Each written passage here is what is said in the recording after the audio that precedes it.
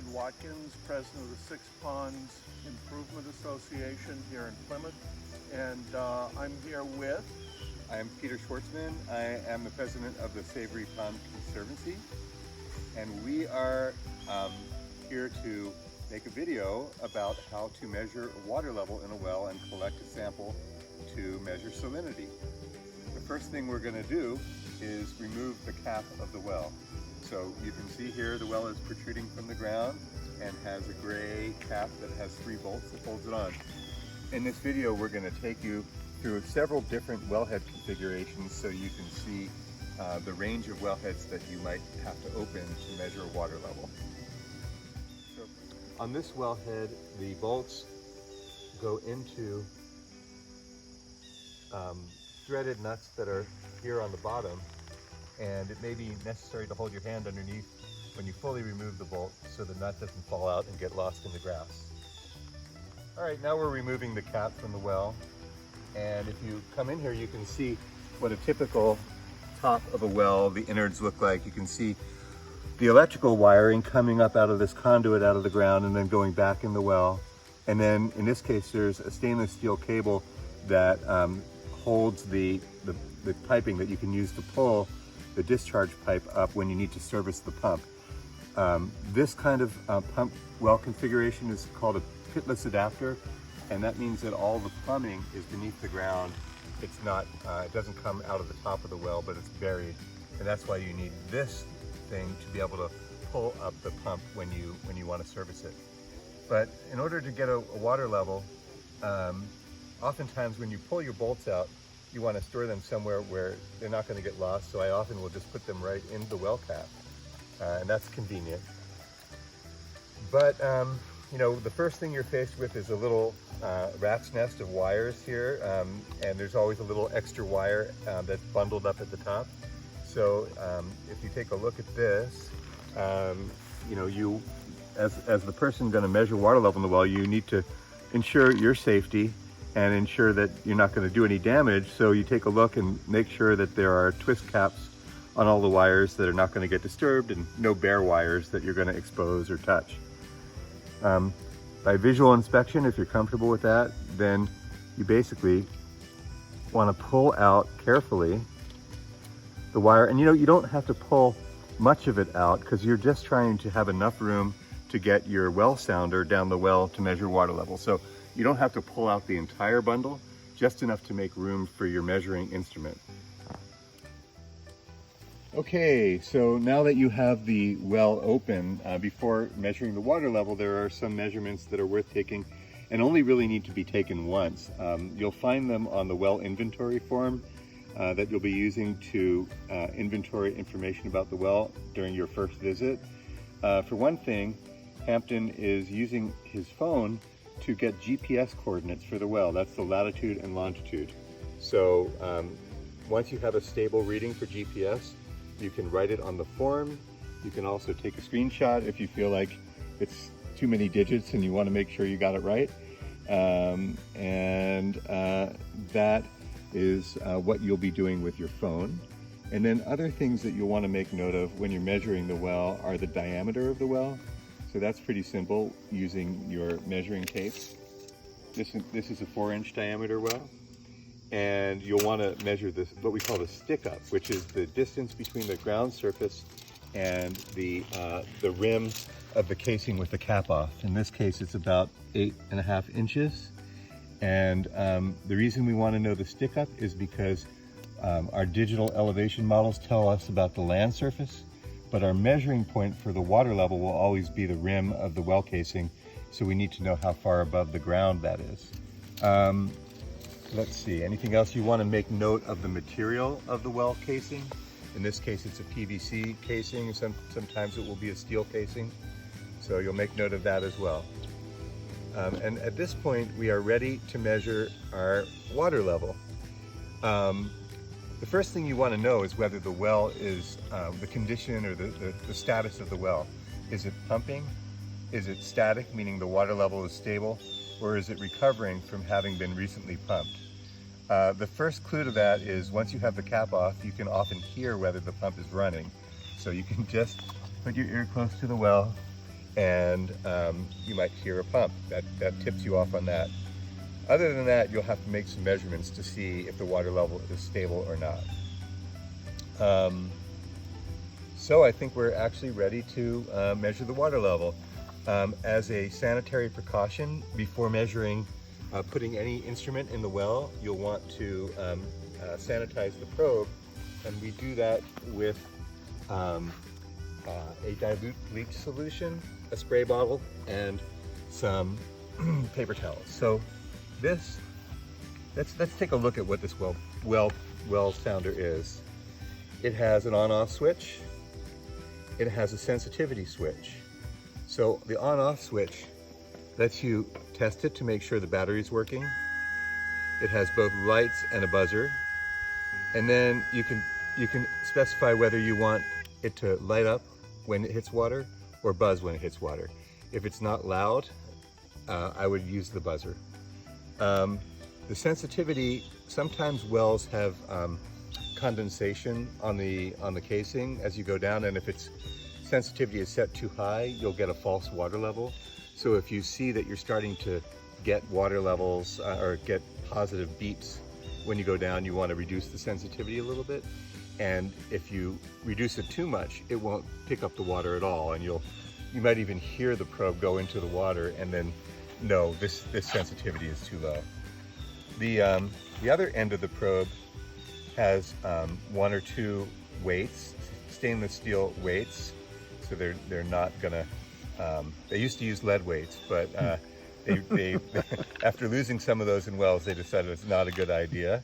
So we have a stainless steel weight, and we have a probe that has two electrodes, and when it's bridged by water, it makes a positive electrical contact and it buzzes. And then the tape itself, in this case, is graduated, reference to the top electrode, in tenths of a foot, and you simply read the number of feet as an engineering scale, like 1.53 feet, because these are in tenths of a foot, so 5.3 would be right about here. And that's how you measure your water level. So first we will sanitize the top couple feet of this probe by spraying it with solution. Oh, there we go.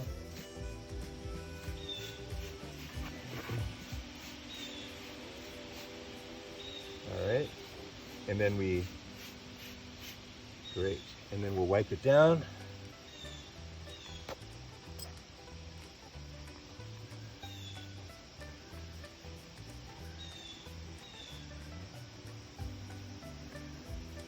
All right, and on your well inventory form, you note what the measuring point is. As I said before, typically it will be the top of the casing.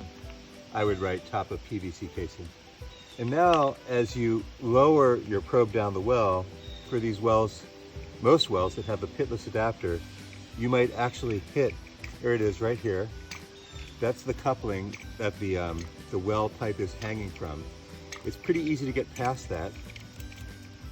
And you really, throughout this whole process, you're kind of using your touch and your feeling of weight to make sure that this thing is hanging freely. What you want to avoid is this thing getting caught in the wire that goes down to the pump, getting caught up and then making a loop as the probe is stuck in the wiring, and a big loop happens. And if that loop wraps around anything, then you've got a knot. And if you have a knot, you may not be able to get it out. So you're being very careful as you lower the probe down the well to make sure that it's always hanging freely. And if it doesn't hang freely, then you bring it up a little bit, and you might move it around a little in the well and see if you can find a path, a clear path down where you're still getting, gravity pulling it down. So at that point, we're ready to go. And as you can see, and this can even just be done with one person, so I'll just leave this back here, and also, whoops, this needs to be loosened. Okay, now the reel will move, and here I am. Oh, put a foot on it. Okay, I think we have to loosen it more. There we go. Okay, oh, it's underneath. Here we go, I got it. Right on the top. Okay. You know, we're being careful not to let the tip of the probe hit the ground. If the tip of the probe that's going to go in the water gets in the ground, we need to sanitize it again. And here we go. I'm feeling the weight, and we're going down. Still.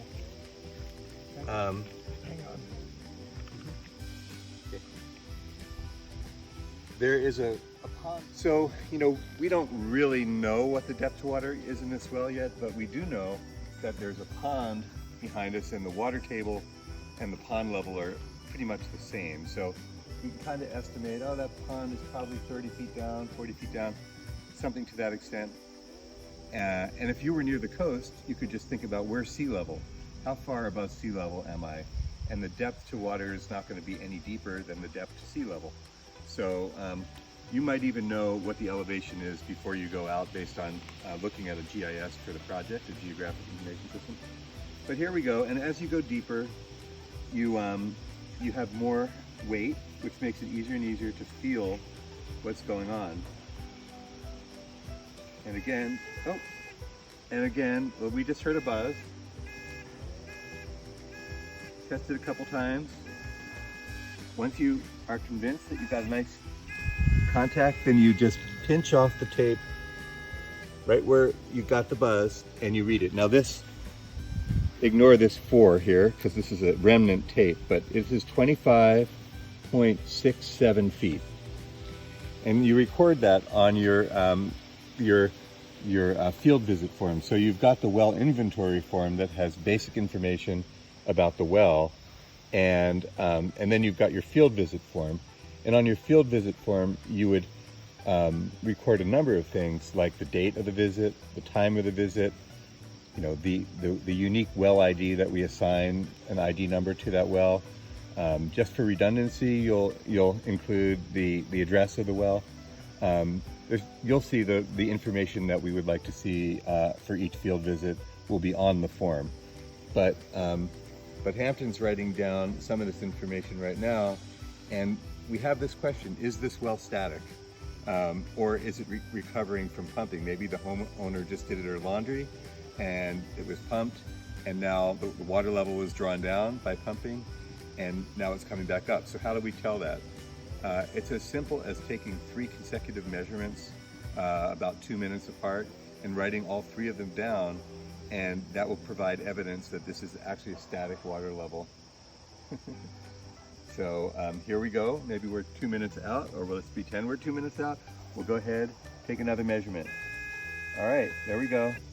Now I've got basically the same measurement, and do that one more time after 2 minutes, and if it is static, you'll make a note of it on the form. If it's recovering, you'll make a note of it on the form, and probably want to come back another time. It actually makes sense to be in contact with the well owner before you come out and ask them not to use their well for an hour or two. They can always fill up some water jugs if they need it before you come. And The other thing that you want to record is the time of day and the date. yes. And again, all of that will be on your form. We have 2 forms. One is the inventory form that has all the information about ownership, well construction. If there's a well log that the driller put together, all that information about how deep is the well, where's the pump set, will be added to that form. And when you come out for subsequent visits, you might want to take a copy of that form, or have it on your phone so you can know bits about the best way to access the well and information about the well. But the other form you'll have is the field visit form, and that will be the information that Hampton just wrote down: the time, the date. Make sure you've got some unique identifying information, your 3 water level measurements. Now, you know, you also want to be careful not to go down any deeper than the water level, because maybe 5 or 10 feet deeper than that is the pump, and that, you know, gives you more potential to get your probe stuck if you get it alongside the pump, and then you try to pull it back up if it goes beneath the pump. So you want to be really careful when you go down the well, not to just let it rip and use gravity to pull it down because it could go too deep, and then you have more chance of hanging up your probe. I think we're done here, and now we'll simply. You want one more? No, I think 3 is enough, and We've only done 2. theoretically we've done 3. Let's call it good. Okay. And now I'm going to stand over the well and again pull this up, and I'm not going to pull it too fast. Whoops. Because if it does get caught and you're going too fast and too hard, it will wedge into whatever it's getting caught. So you're gauging its free movement as you pull it up, and there it is. Woohoo! And we will clean it one more time. Just we don't want to cross-contaminate between wells, so as a precaution we'll do it both before and after any given well. And we will make sure that the probe does not hit the ground. There's actually a little clip on the outside here that that you can clip the probe into so it doesn't hit the ground. Okay. I've got paper towel again somewhere. Oh. All right.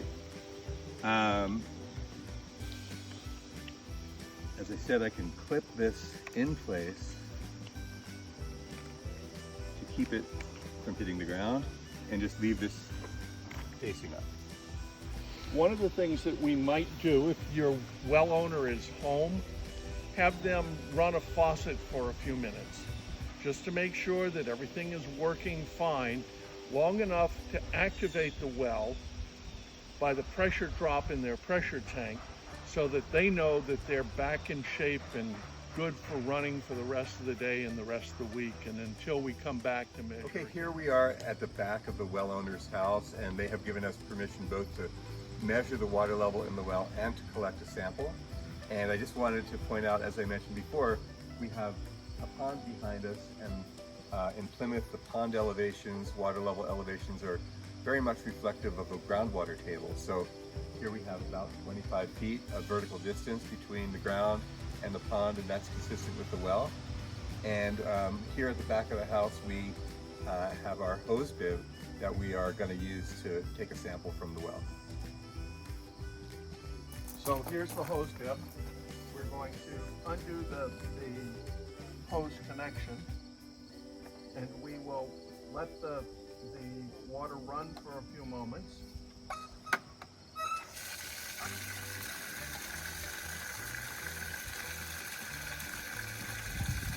And then we're going to take a sample. Whoop.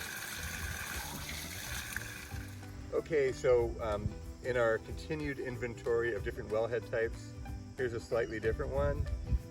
Probably the only difference here is it's got 4 bolts. It's still plastic. It doesn't have any mention of the driller on it. Some of them do. Still a 4-inch PVC well, but I just want to show you a few different wellheads. So we want to show you how to make the dilute bleach solution for sanitizing the probe. You've got a spray bottle filled with water, and I've got a glove, so I'll do it. You will hold this.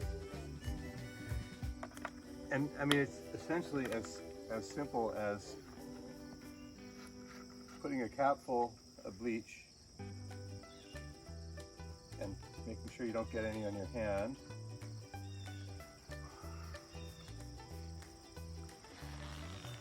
There we go. Now we have our dilute bleach solution. I will just rinse this bottle off on the local hose bib just to make sure there's no bleach on the outside, but you get the message. So now we're going to play the game, Where's Waldo's Well? And you're looking at it right now, but do you see it? You can take a guess, but our homeowner is going to actually demonstrate to you and help us get access to the well. Hopefully your wells are not like this, because it takes a lot of work to get into this well. First, you remove the bird mat and the pedestal.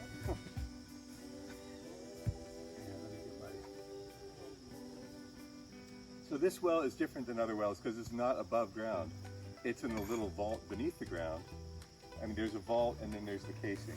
So you can see if you look here that there's a cement vault and that the well is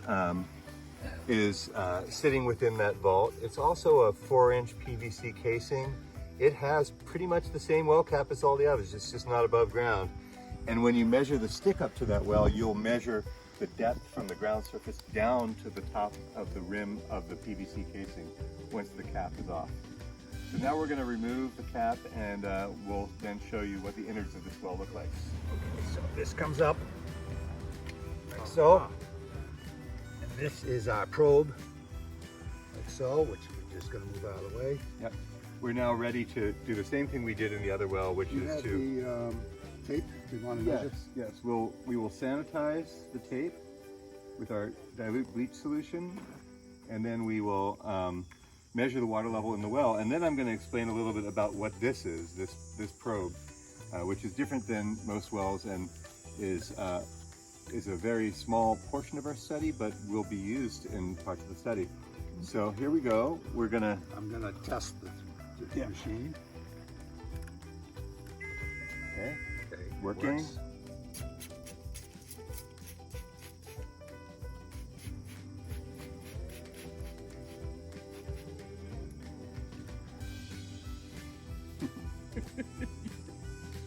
All right, let's see here.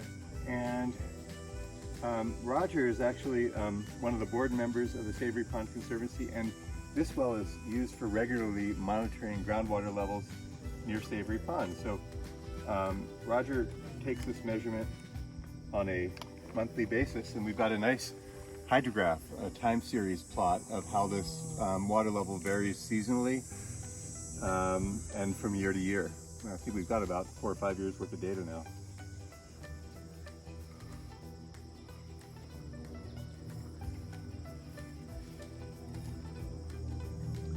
This is going to be in the neighborhood of 30 feet. 29, 30.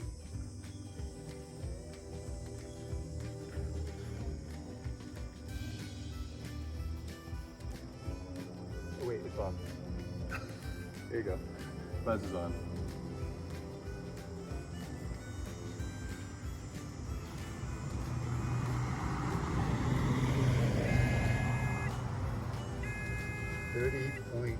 .05. Okay, now we're going to do the procedure, even though Roger knows that he hasn't been pumping as well. So this is a static water level, right, Roger? You haven't been using your water? recently? Correct. Have not been Okay. using- If you know that, you don't need to do the 3 measurements, but typically it's a good idea to confirm it using 3 measurements as we showed before. So what did you say, Roger? 30.05. 30.05. And today is the 10th. Today is the 10th, and it's 10:58. Okay. All right. Now, your Again, computer- remember the measuring point is the top of the casing here. That's where Roger uses to index his measurement from. And now I'm going to pull out my laptop and we're going to download the data from a data logging transducer that measures the water level, what, every hour? Yeah, I think it's every hour. Sometimes in that measurement the well is pumping and we can see the water levels lower, but this well recovers quite quickly, so we just look at the ones where it's not pumping and we get a good time series of the static water levels. So, okay, we can pause. Okay, so now for select wells, we will install a probe and measure tidal response and maybe even salinity for some period of time. As I mentioned, Roger's well is monitored for Savory Pond, and he has a probe installed permanently in his well with a direct read cable. So this cable comes up from the probe and has an end that connects to this reader cable. You can do that, Roger, which I plug into the USB port of my computer.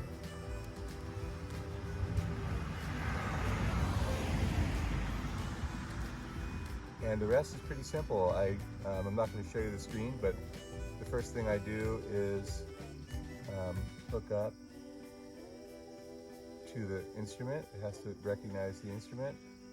It has recognized the instrument. So now we've downloaded our data and we can take a look at it. And here's a plot within the software of the water level. You can see the seasonal variation between the high recharge months after the winter and the low recharge months in the summer when there's more pumping going on as well. And these little blips here are when Rogers Well was pumping.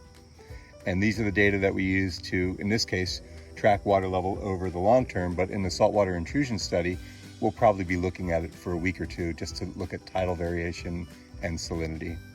Okay, you're on. On this below ground well, we're going to measure the stick up, which is going to be negative. We're putting a flat piece across from the land surface. 7 inches. 7 inches.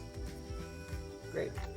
So here is a different wellhead configuration, and you can see that built into the wellhead is the name of the pump, the well driller and contact information. And this is worth noting on your field inventory form, your well inventory form.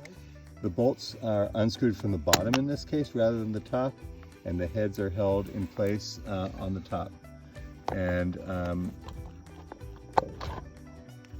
oh, I didn't even think there was a pump in here. Yeah, this is a little bit tricky because there is this secondary cap, and we have to get our probe down into this well, and a bare wire here, so that requires some care. Well, unfortunately, this is an example of a well that we really can't access for measuring the water level without modification. So if you see a well cap like this, we know that it's probably not a good candidate. You can see there's sort of a central small cap that Hampton's unscrewing here, which might lead you to believe that you can get down into a larger hole to drop your well sounder. But in fact, you'll see that this is just part of the pitless adapter assembly, and it will hit the top of the adapter about 3 feet down, and there you go. You're right on top of it, and you can't get a sounder down. And unfortunately, all these other holes are too small to put a sounder in. If a well was really critical to our study, we might ask the homeowner to allow us to drill out one of these holes, make it slightly bigger. If we take the weight off, now we have a smaller diameter, but even then, we can't get it down a hole. So it is possible, of course, to drill out one of these holes, and it doesn't endanger the well in any way. But of course, when you're drilling, you're creating a bunch of PVC chips that you at least want to have like a vacuum cleaner while you're doing it, and so you have minimal PVC getting into your well. And that's really just a judgment call about whether it's worthwhile and the homeowner's willing to do that. So yeah, there are some wells around here with caps like this, and I believe the only solution is to drill out one of these other smaller holes in order to get in, and that definitely requires some consideration. Okay, so just a slightly different variation in that we've got a metal cap, but it's really the same thing. 4-inch PVC casing, and someone had the idea of hiding their well by putting it in a planter barrel. So that's something that you might jot down in your instructions on your well inventory, where to find the well, because this is an unusual location.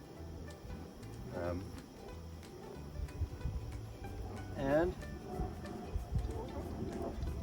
as a new initiate to the well monitoring team, Hampton is going to be measuring the water level in this well. I know that the well owner hasn't been using this well this morning, so we expect to find a static water level. And not too bad in terms of the wiring, pretty clean, pretty easy to get down. You can just leave it. I think we can get right past it without even moving it. Oh, okay. And, yeah.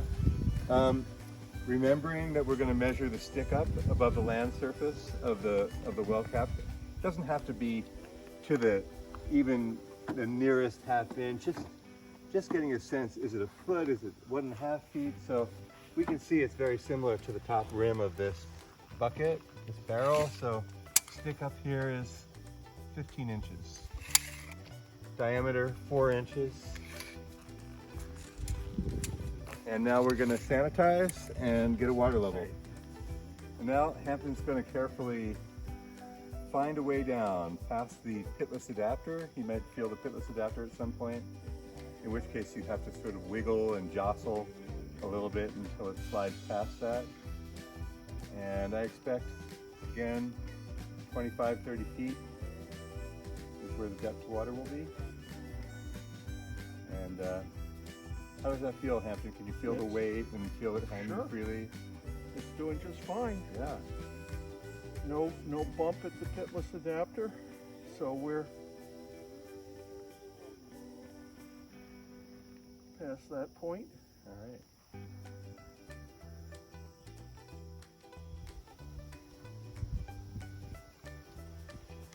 Where are you at?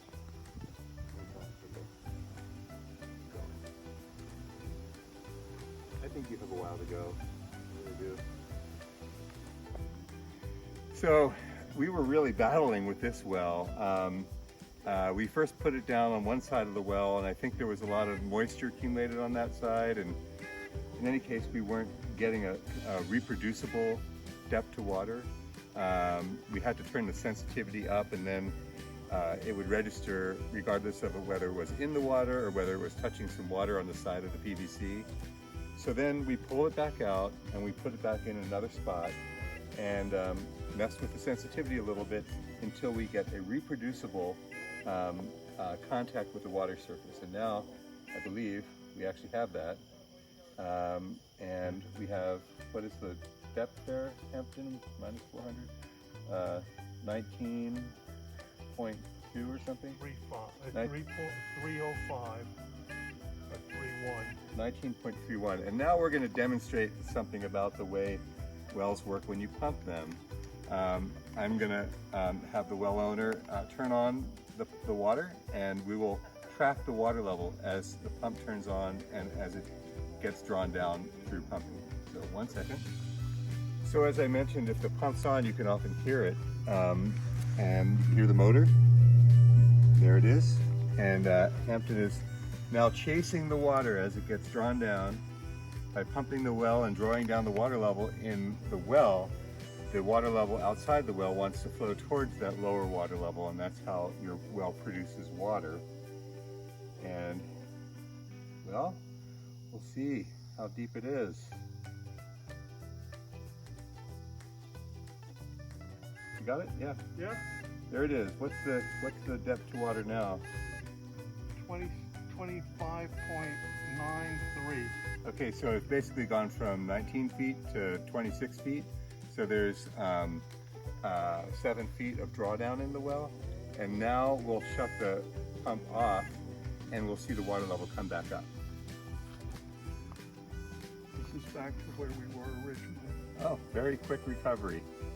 That means that it's in a productive aquifer, very transmissive aquifer. So when you turn off that pump, it gushes back in towards the well and refills the space that it drew down into.